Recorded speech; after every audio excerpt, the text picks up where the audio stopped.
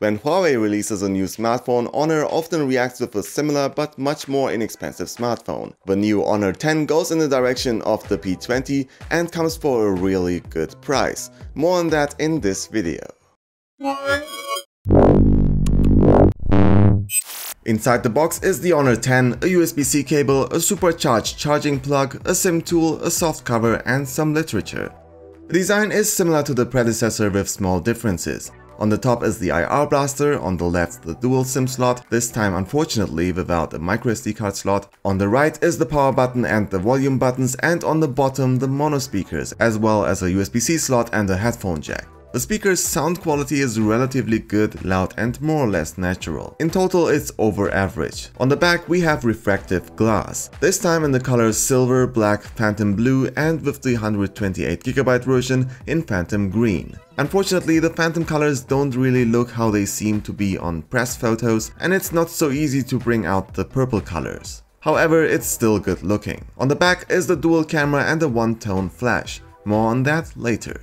On the front is the 5.84-inch Full HD Plus display in the 19:9 format with a notch on the top, which can also be deactivated software-wise. It's quite a good display with good brightness, and it's a little bit pale but still good enough. It's the same display as the P20 Lite has, which is why it's a bit weaker than the display on the normal P20. Further down under the glass is a new fingerprint sensor. It works quite well, but it's not as reliable and fast as the old sensor. I personally would have preferred, as long as the fingerprint sensor is not directly under the display, that they would have stayed with the old sensor. What you can also do to unlock your smartphone is to use the face unlock feature, which is very fast and works quite well. Inside the notch we have the light and proximity sensor, the notification LED and the front speaker, which is not active during media use. Next to it is the 25-megapixel front camera with f2.0, which we know from the Big Brother. In total, the photo quality is quite good. Pictures have good sharpness, colors and dynamic range, even with the activated beauty mode.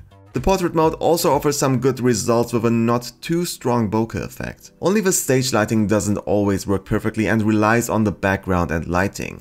An AR mode with AR stickers is also available. During low light, the results are quite okay. Images can be a bit blurry if you are not careful. The display flash helps to get better results. In total, I think selfie fans should like the Honor 10. Let's have a look at the main camera. The dual camera comes with a 16-megapixel main sensor with f1.8 and a monochrome sensor with 24 megapixel. Honor uses the 4-in-1 light fusion technology where 4 pixels are bundled to 1. In total, the sensor provides pretty good results. The images are quite sharp, the dynamic range is good, and in general the more neutral tone is good for post-processing. You can also rely on the AI, which can also recognize 22 different scenes, and with semantic image breakdown it can improve multiple elements of the picture. In an image, the grass, the building and the sky will separately be optimized in color, contrast, clarity and dynamics. Often the result is pretty good. The advantage that the Honor 10 has compared to the master AI of Huawei is that the AI optimizations can also be deactivated or activated in the gallery afterwards. This way you can decide what you like more after taking the picture. Low light images don't have much noise and have a good sharpness. The AI can get out some more dynamics and optimizes light sources and dark areas so that you can see more in the picture. There will also be a super night mode like Huawei has, where you can take long exposures without a tripod, but this feature wasn't active on our review device yet. If it's at least as good as with the P20, it should be one of the most interesting features. Besides that, we have a portrait mode with 126 points face recognition, a group selfie mode with bokeh effect, a creative mode where you can take pictures like on the app Prisma, a pro mode where you can also take raw images and much more. The video camera can record up to 4K 30fps and doesn't offer stabilization even on Full HD. There seems to be a very light stabilization, but non-shaky hands are important here. In total, the quality is at least visibly better than on the predecessors.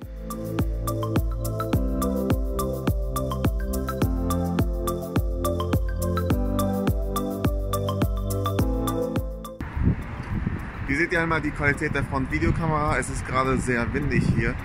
Das heißt, es sollte auch sehr viel Wind zu hören sein.